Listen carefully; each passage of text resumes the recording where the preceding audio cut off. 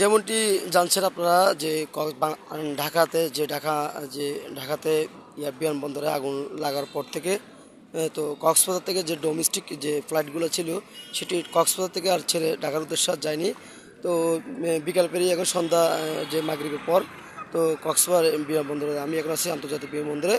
তো 6B নিউজে আপনারা দেখতেছেন কক্সবাজার বিমানবন্দরের সার্বিক পরিস্থিতি। তো এখানে মূলত সৌদি আরব এবং দুবাই, সংযুক্ত আরব আমিরাত এবং বিশ্বের বিভিন্ন প্রান্তে কক্সবাজার থেকে যারা এখানে ডোমেস্টিক ফ্লাইট হয়ে ঢাকা গিয়ে ইন্টারন্যাশনাল ফ্লাইটে উঠবে, তো তারা আজকে বিমান মিস করে এখানে অনেকে বসে রয়েছে।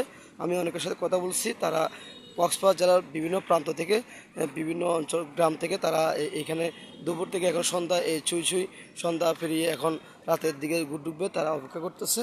তো কক্সবাজার আন্তর্জাতিক বিমানবন্দর রিসেন্টলি যে ইন্টারন্যাশনাল বিমানবন্দরের যে খেতাব পেয়েছে, তো আজও এখন পর্যন্ত কক্সবাজার থেকে সেরকম ইন্টারন্যাশনাল বিমান আজও ছাড়া হয় নাই। তো আপাতত ডোমেস্টিক ফ্লাইটগুলো চলতেছে, এই বিমানগুলো ঢাকাতে যাবে এবং ঢাকা থেকে তো আজকে জানেন আপনার শনিবার, তো শনিবার যে কালকে যে সরকারি আজকে সরকারি বন্ধ, কালকে রোববার যে অফিস টাইম। তো ঢাকাগামী হাজারো যারা পর্যটক আছে, যারা কক্সবাজার থেকে ঢাকা যায় কালকে অফিস করবে, তারা একটি ভোগান্তিতে পড়ছে। আমি কিছুক্ষণ আগে একটি পর্যটকের সাথে কথা বলেছি, তিনি যেমনটি বলছেন তার কালকে খুবই ইম্পর্টেন্ট একটি প্রোগ্রাম আছে এবং মিটিং আছে। তিনি এখন কিছু করার নাই, বাসে চলে যাবে। এখন বাসের যে যাবে কালকে রোববার, তা আজকেও বাসের যে একটা কক্সবাজার একটা ক্রাইসিস, এমনি ক্রাইসিস থাকে রোববারে শনিবার রাতে।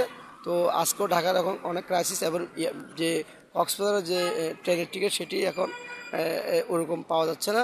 7 দিন আগে ট্রেনের টিকিটগুলো বিক্রি হয়ে যায়।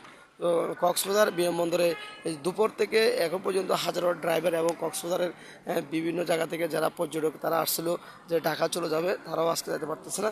তো এখানে কক্সবাজার বিমানবন্দরের যে আমি সার্বিক পরিস্থিতি যা আপনাদেরকে দেখার চেষ্টা করতেছি। আসলে এখানে আসলে অনেক মানুষ এখানে এখন রিপ্লাই, এখন অনেকের আন্তর্জাতিক ফ্লাইট মিস হওয়ার কারণে অনেকে আবার যে অনেকের একটা ক্রাইসিসে পড়ছে, অনেকে বাড়ি চলে যাচ্ছে।